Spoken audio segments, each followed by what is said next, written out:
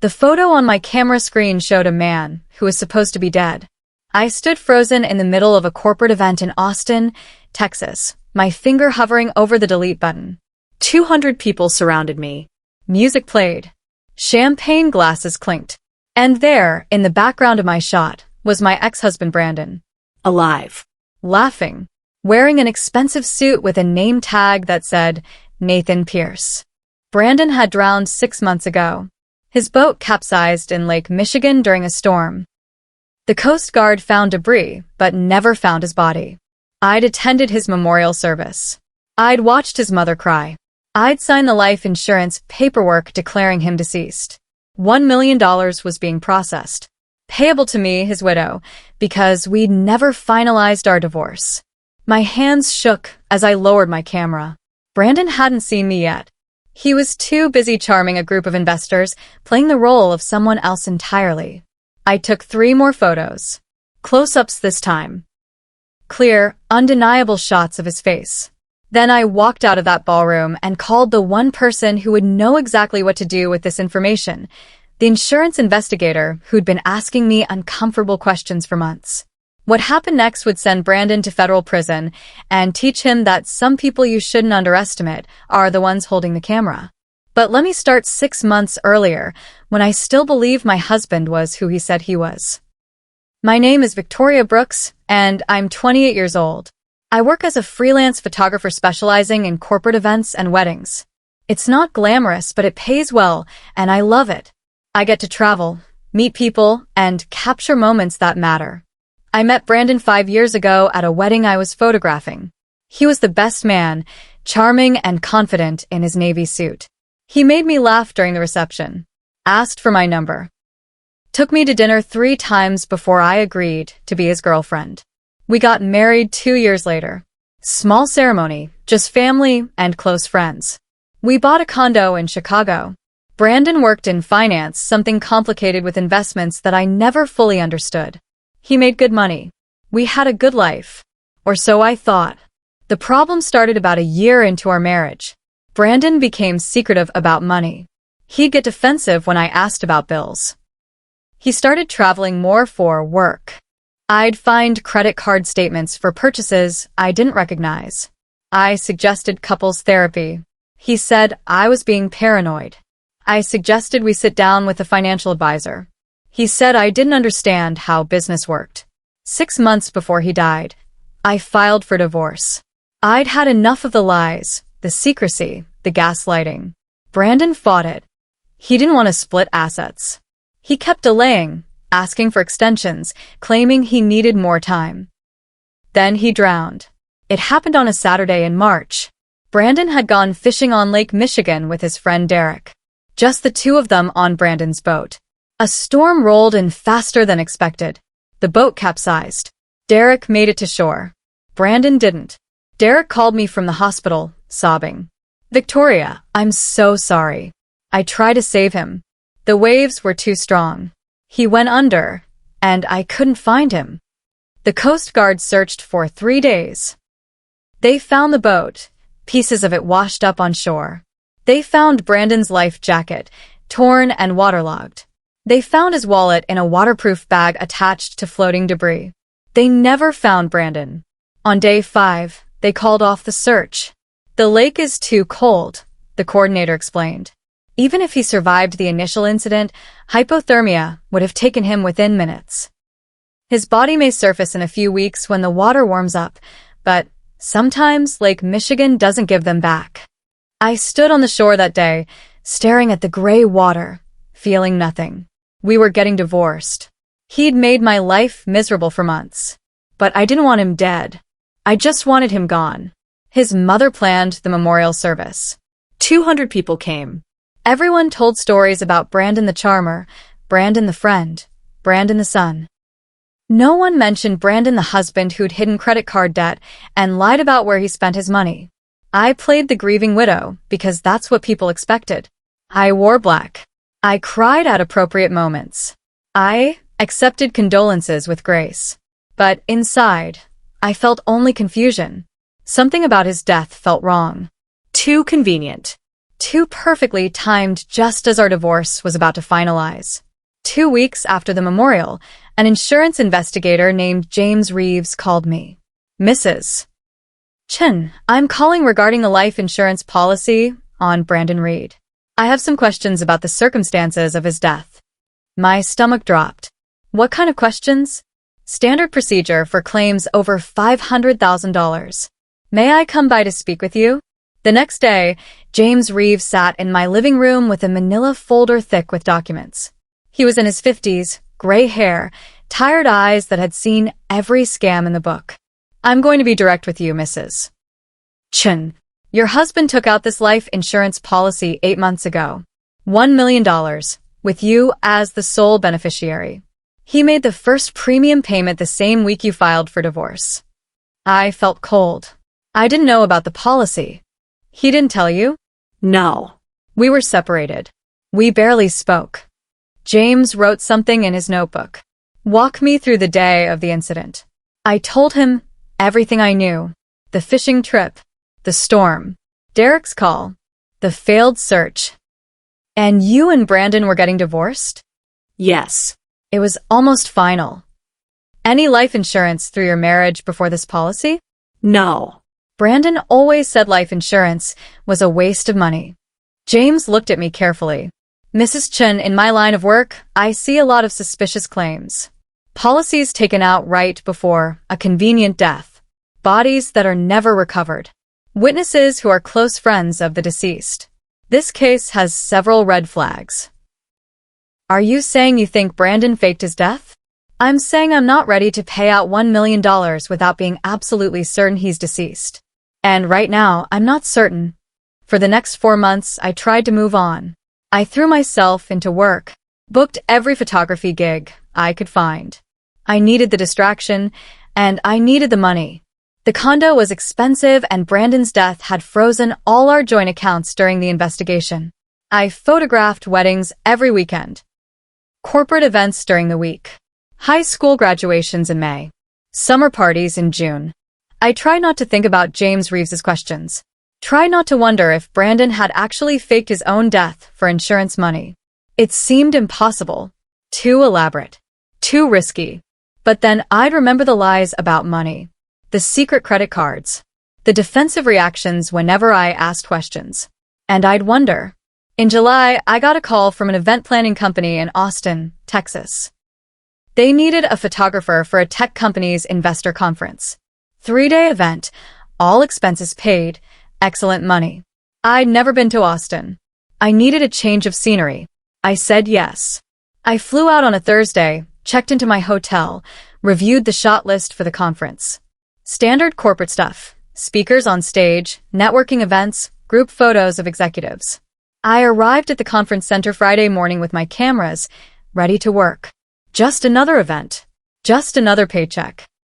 I had no idea that in 6 hours, my entire world would flip upside down. The conference was held at the Austin Convention Center. 1,200 attendees, mostly tech investors and startup founders.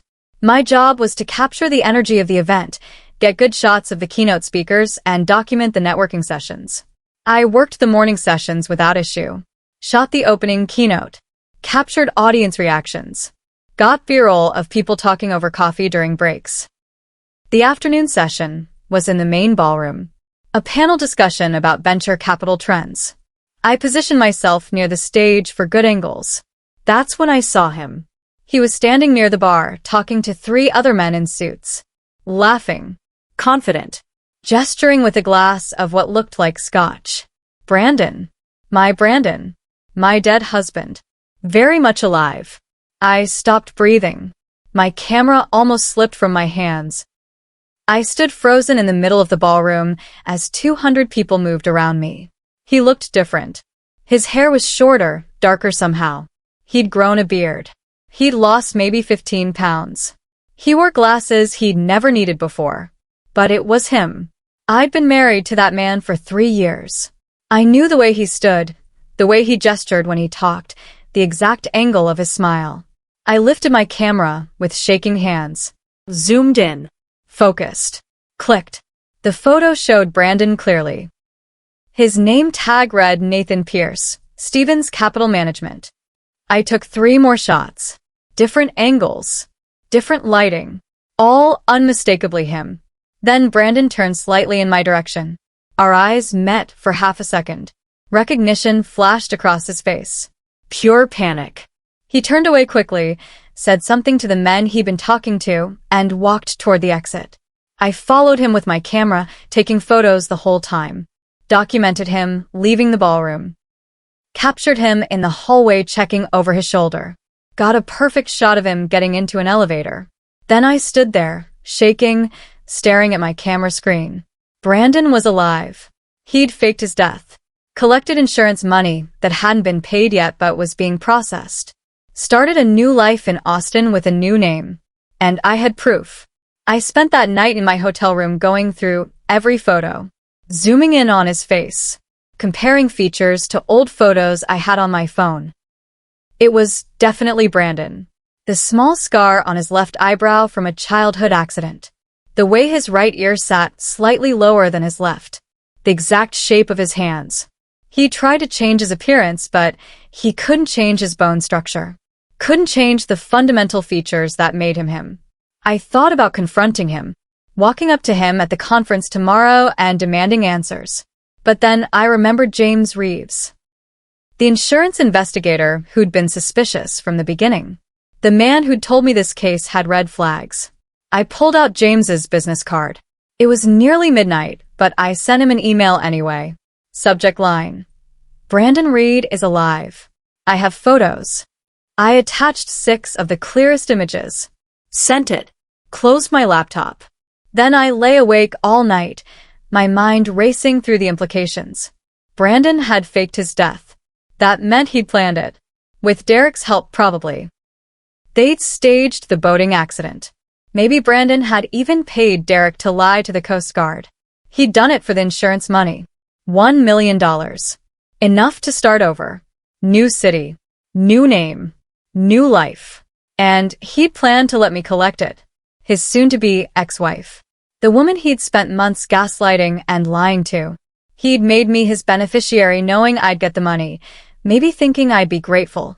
Maybe thinking I wouldn't ask questions. He'd used me. One more time. One last con. The anger hit me around 3 a.m. Not the hot, explosive kind. The cold, calculating kind that makes you dangerous. By morning, I had a plan. James Reeves called me at 7 a.m. Victoria, I got your email. Are you absolutely certain that's Brandon? 100% certain. I was married to him for 3 years. It's him. Where are you right now? Austin, Texas. I'm photographing a conference. He's attending it under the name Nathan Pierce. Do not approach him. Do not let him know you've contacted me. Can you get more photos? The conference runs through Sunday. I'll document everything. Perfect. I'm getting on a plane this morning. I'll be in Austin by tonight. We need to coordinate with local FBI. Insurance fraud of this magnitude is a federal crime. FBI. Victoria, faking your own death to collect life insurance is serious business. If we can prove he did this deliberately, he's looking at multiple federal charges. Wire fraud, insurance fraud, possibly identity theft for the new name. This isn't just about your money. This is about stopping someone who thought he could game the system. After I hung up, I sat on the edge of my hotel bed, processing everything. FBI. Federal charges. Prison.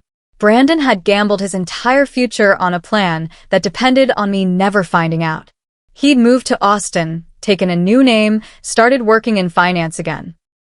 Probably using fraudulent credentials since Brandon Reid was legally dead. He'd built a whole new life on a foundation of lies. And I was about to bring it all crashing down. I spent Saturday documenting everything. I attended every conference session where Nathan Pierce appeared. I photographed him networking, shaking hands, exchanging business cards. He saw me twice. The first time, he quickly turned away and left the room.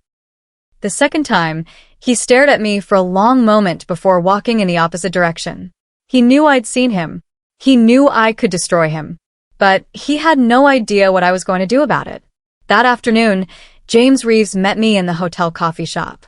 He brought 2 FBI agents with him, Agent Martinez and Agent Kim.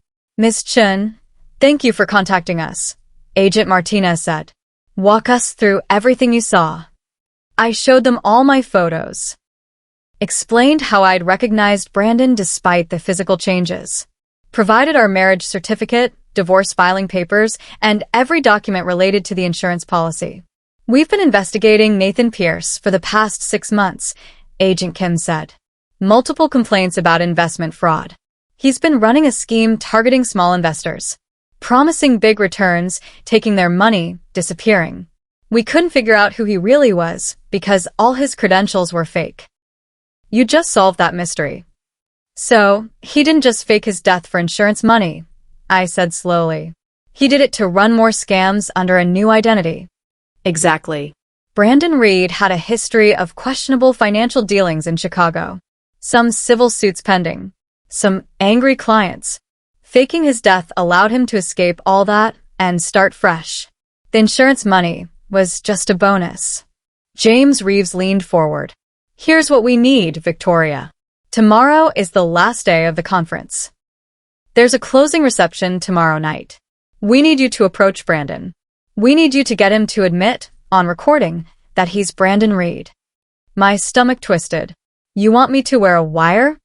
We need a confession. With your photos and a recorded admission, we have everything we need for federal charges. Sunday evening, I stood outside the conference center with a recording device taped to my ribs beneath my dress. Agent Martinez and Agent Kim were in a van 1 block away, listening. James Reeves was positioned inside the venue, pretending to be another attendee. Remember, Agent Martinez had said during the briefing, stay calm, act surprised to see him, ask questions, get him to confirm his real identity. If he runs, we'll apprehend him outside. If he threatens you in any way, we move in immediately. I walked into the closing reception. 200 people in formal wear, holding drinks, celebrating the end of the conference. I spotted Brandon near the back of the room. He saw me at the same moment. His face went pale. I walked directly toward him. Every step felt like walking through water. My heart hammered against the recording device. He tried to move away. I cut him off. Hello, Brandon, I said quietly. He smiled, but it didn't reach his eyes. I think you have me confused with someone else. My name is Michael. Your name is Brandon Reid. You're my husband. You drowned 6 months ago in Lake Michigan. Except you didn't. People near us started to turn, sensing drama. Brandon's jaw tightened. You need to leave. Now. I don't think so. I think we need to talk about the $1 million in life insurance you tried to collect by faking your death. His face flushed red. He grabbed my arm, hard. Outside. Now. He pulled me toward a side exit. I didn't resist. Agent Martinez had said this might happen. Let him think he's in control. We ended up in a service hallway, empty and cold. Brandon released my arm. Victoria, listen to me very carefully. You need to forget you saw me. Go back to Chicago. Collect the insurance money. Keep your mouth shut. Why would I do that? Because if you don't, I'll make your life hell. I'll tell everyone you helped me fake my death. I'll say it was your idea. You'll what? Lie more? Threaten me more? You're really good at that, Brandon. You've been lying to me for years. His expression shifted from angry to calculating. The insurance money hasn't been paid yet, but it will be soon. $500,000 for you. That's what you get for staying quiet. I keep the other half. We both win. You think I want your dirty money? I think you're a smart woman who understands how this works. You keep quiet, you get paid. Or you make noise, and we both end up with nothing because the insurance company will tie this up in court for years. I stared at him. This man I'd married. This man I'd trusted. This stranger wearing my husband's face. You really thought you'd get away with this, I said. I did get away with it. I am getting away with it. Unless you're stupid enough to. The doors at both ends of the hallway opened. FBI agents poured in. Brandon Reid, you're under arrest for insurance fraud, wire fraud, and identity theft. Brandon's face went from confident to terrified in seconds. He tried to run. 2 agents tackled him to the ground. Agent Martinez walked over to me. "You okay?" I nodded, unable to speak. "You did great. We got everything on tape." I watched as they handcuffed Brandon, as they read him his rights, as they led him away, his face twisted with rage and disbelief. He looked at me one last time. "You set me up. You bitch, you set me up." "No," I said quietly. "You set yourself up. I just took the pictures." The next 3 months were a blur of legal proceedings, depositions, and media attention. The story broke within days. Man fakes death for insurance money, caught by photographer ex-wife. Local news. National news. It went viral on social media. My phone wouldn't stop ringing. Reporters wanted interviews. True crime podcasters wanted me on their shows. Documentary producers wanted my story. I said no to all of it. I just wanted this to be over. The insurance company paid me the $1 million. James Reeves personally delivered the check. "You earned this," he said. If you hadn't found him, Brandon would have gotten away with it. We might never have caught him. I stared at the check. All those zeros. Blood money. Payment for being married to a con artist. I donated half of it to organizations that help victims of financial fraud. I used the other half to pay off my debts, buy a new camera, and start rebuilding my life. Brandon's trial happened in November. I was called to testify. Sitting in that courtroom, watching Brandon in an orange jumpsuit, was surreal. He wouldn't look at me, just stared straight ahead while the prosecutor laid out his crimes. The insurance fraud, the investment scams he'd been running in Austin, the fake identity, the money he'd stolen from clients, the boat accident he'd staged with Derek's help. Derek had already pled guilty to conspiracy. He got 5 years. In exchange, he testified against Brandon, explained the whole plan. How Brandon had paid him $20,000. How they'd staged the capsizing. How Derek had pretended to be devastated while Brandon had swum to a boat waiting half a mile away. The jury took 3 hours to convict Brandon on all counts. The judge sentenced him to 15 years in federal prison. 15 years. I felt nothing watching the sentence get read. No satisfaction. No relief. Just exhaustion. After the sentencing, the prosecutor approached me in the hallway. "Ms. Chun, you should know. Brandon tried to make a deal. Offered to testify against other people if we reduced his sentence. But he had nothing to offer. He'd burned every bridge. Nobody wanted to help him. He ended up with nothing." I nodded slowly. He always ended up with nothing. He just refused to accept it. A year after Brandon's sentencing, I was in Phoenix photographing a wedding. Beautiful venue, happy couple, everything going perfectly. During the reception, while I was adjusting my lens for a sunset shot, the bride came over. "Victoria, I have to tell you something. I followed your story last year.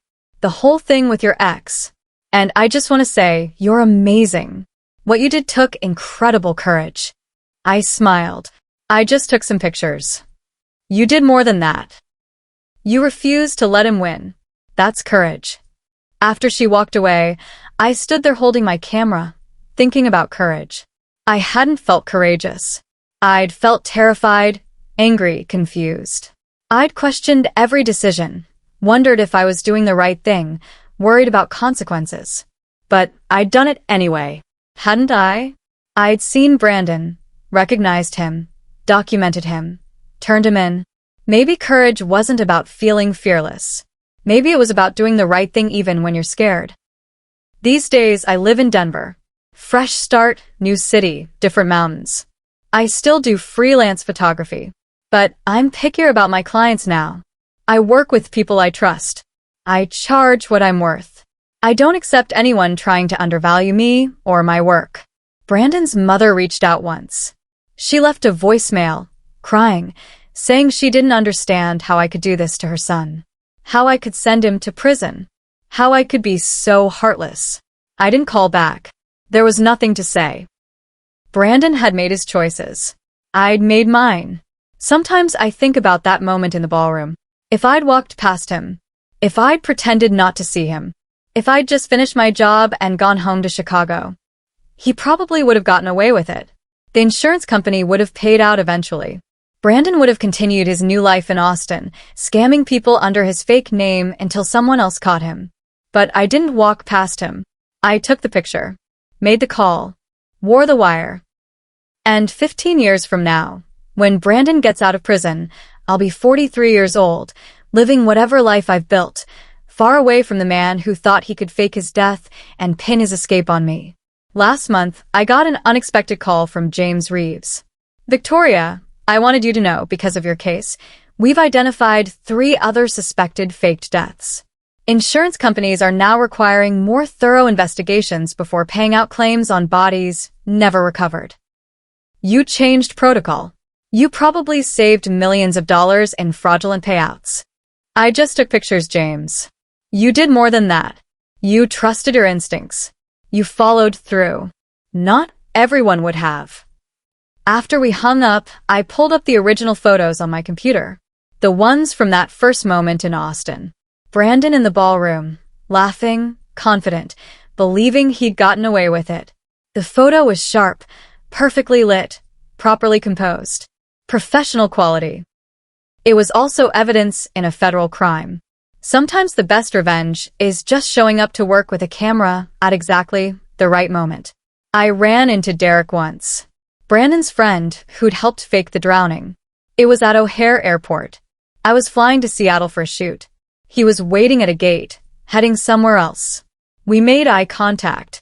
He looked away immediately, his face flushing red. I walked over. I don't know why. Maybe I needed to see remorse. Maybe I needed to understand. Derek. He looked up, miserable. Victoria. I'm so sorry. I know that doesn't mean anything now, but I'm sorry. Why did you do it? He offered me $20,000. I was behind on my mortgage. I thought it was victimless. You'd get the insurance money. Brandon would have his fresh start. Nobody would get hurt. But people did get hurt. Brandon scammed investors in Austin. He would have kept going if I hadn't found him. Derek nodded, tears in his eyes. I know. I was stupid. Greedy. I destroyed my life for $20,000. I have a record now. I can't get hired anywhere decent. My wife divorced me. My kids barely speak to me. He wiped his face. Brandon destroyed both of us. Just in different ways. I felt something unexpected. Pity. I hope things get better for you, I said. They won't. But thank you for saying it. I watched him walk away, shoulders hunched, carrying the weight of his choices. My new apartment in Denver has a small office where I edit photos. The walls are covered with prints from my favorite shoots. Weddings, corporate events, family portraits. Moments of joy and connection. There's one photo that doesn't fit the pattern. It's printed small, tucked in the corner of a bulletin board. It's the photo from Austin. Brandon in the ballroom. The shot that changed everything. I keep it as a reminder, not of him, but of me, of the moment I chose to trust my instincts, to take the picture, to follow through. Some photographers chase the perfect sunset, the perfect portrait, the perfect moment. I accidentally captured the perfect crime, and then I helped solve it. 6 months ago, I got a letter. Federal prison, postmarked from where Brandon is serving his sentence. I almost threw it away unopened. But curiosity won. Inside, 2 pages of Brandon's handwriting. The first page was rage. Accusations. Blame. How I'd ruined his life. How I'd betrayed him. How he'd given me everything and I'd stabbed him in the back. The second page was different. I know you'll never forgive me. I'm not asking you to. But I need you to know, I didn't do this to hurt you. I did it because I was drowning in debt. Investors were coming after me. I owed people money I didn't have. Faking my death was the only way out I could see. It wasn't about you. It was about survival. I read that paragraph 3 times. It wasn't about you. It was about survival. That was the most honest thing Brandon had ever said to me. It hadn't been about me. I'd just been collateral damage in his scheme. A useful beneficiary. A convenient ex-wife who'd collect the payout and hopefully never ask questions. I'd been a tool, a means to an end. Just like Derek. Just like the investors in Austin. Just like everyone Brandon had ever used.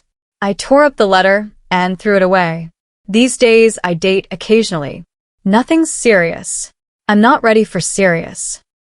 But I'm not closed off to it either. There are good people in the world. People who tell the truth. People who don't fake their deaths or scam investors or gaslight their wives. I went on a date last week with a teacher named Ryan. We met at a photography exhibit. He made me laugh. Asked genuine questions. Didn't try to impress me with fake success. At the end of the night, he asked if I'd had a good time. I did.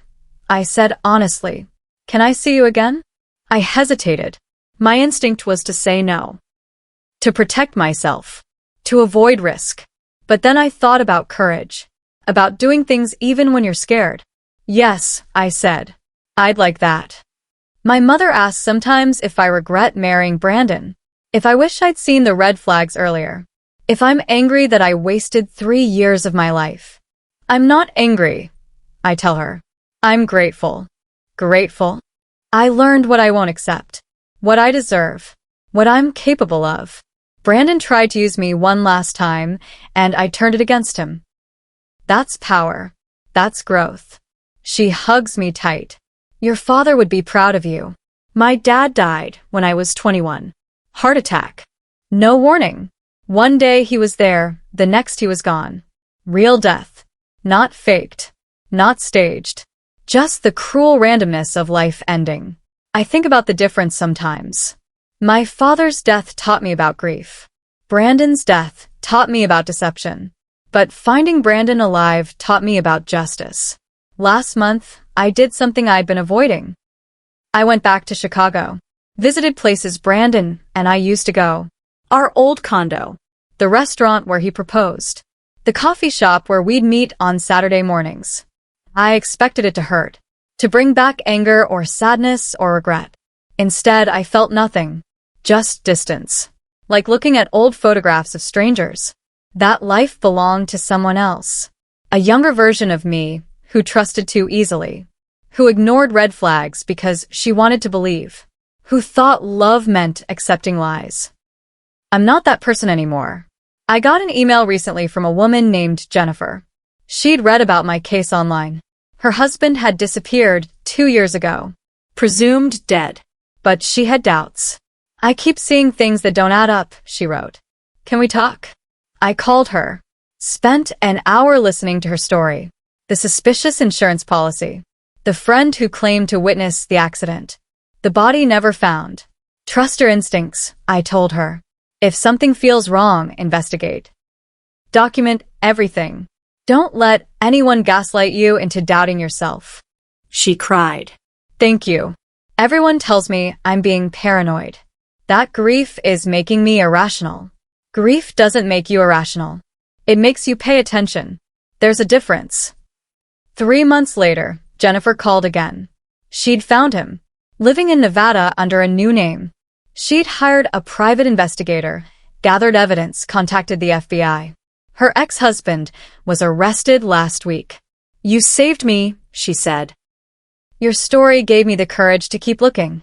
You saved yourself, I corrected. You trusted your instincts. You didn't give up. Sometimes I wonder if Brandon thinks about me. If he regrets faking his death.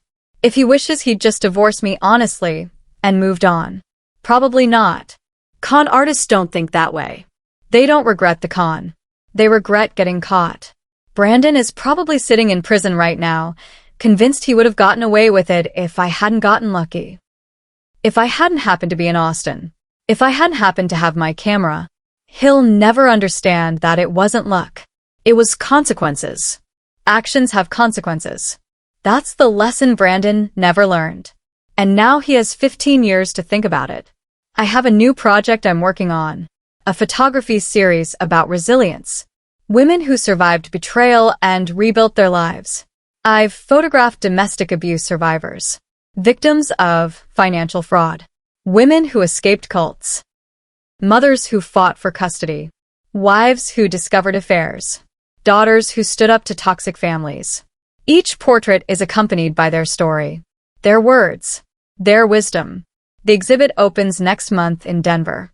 Then it tours to Seattle, Portland, and eventually back to Chicago. I call it unbreakable. Because that's what these women are. Bent but not broken.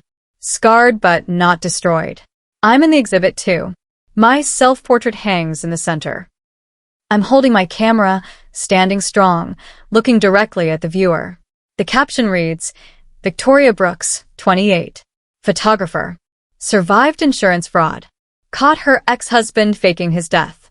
Learned that sometimes the best revenge is just showing up to work. 2 years after Brandon's sentencing, I flew to San Francisco for a wedding. The bride was one of my old college roommates. She knew about Brandon, knew the whole story, but she never treated me like I was fragile. Victoria's here, she announced when I arrived at the rehearsal dinner. The woman who caught a fake dead guy with her camera. Everyone laughed. Someone asked me to tell the story. I gave them the short version. They asked questions, wanted details, treated it like the wild story it was, not a trauma I needed to protect. It felt good. To own it. To not hide from it. Later, the bride pulled me aside. Are you okay? With all the questions. I'm okay. Really? It's been 2 years. It's just a story now. It's more than a story. You're a badass. I smiled. I just took pictures. Stop saying that. You took down a criminal. You changed insurance investigation protocols. You helped another woman find her missing husband. You're allowed to acknowledge that you did something incredible. Maybe she was right. Maybe I needed to stop downplaying it. Stop acting like it was just luck or circumstance. I'd done something. I'd made choices. Hard choices. Brave choices. I'd refuse to be used one more time. People ask me sometimes if I've forgiven Brandon. I pause when they ask that. Because forgiveness implies I'm still carrying anger. I'm not. I've released it. Not for Brandon. For me. What Brandon did taught me something important. I'm stronger than I knew. I don't need someone else to validate my reality. And I won't accept less than honesty ever again. I have a good life now. I photograph moments that matter. I travel. I date. I laugh with friends. I help other women trust their instincts. Brandon wanted to erase his past and start over. Instead, he lost his future. I was supposed to be collateral damage in his scheme. The confused ex-wife who'd collect insurance money and never ask questions. Instead, I became the photographer who happened to be in Austin with a camera at exactly the right moment. Sometimes the best revenge isn't revenge at all. It's just doing your job well. Trusting your instincts. Taking the picture. And letting justice handle the rest. 2 years ago, Brandon tried to use me one last time. He thought I was weak. Thought I was easy to manipulate. Thought I'd be grateful for his dirty money. He was wrong. I'm not weak. I'm not easy to manipulate. And I don't need money built on lies. I just needed a camera, good lighting, and the courage to press the shutter. The rest was just consequences catching up to someone who thought he was too clever to get caught. If you've been betrayed, know this. Trust your instincts. Document everything. Don't let anyone convince you that you're crazy or paranoid when something feels wrong. You know more than you think you do. And sometimes being in the right place with the right tools is all you need to change everything. Your story doesn't end with someone else's betrayal. It begins there.